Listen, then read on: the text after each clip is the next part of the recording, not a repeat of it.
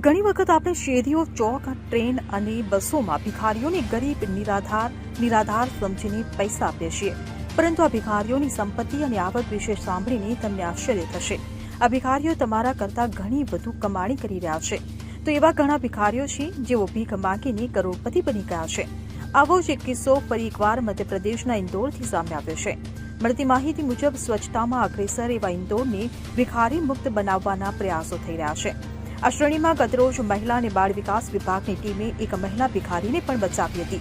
મહિલા ભિખારીની સાપ્તાહિક આવક જાણીને મહિલા અને બાળ વિકાસ વિભાગના અધિકારીઓ પણ આશ્ચર્યચકિત થઈ ગયા હતા.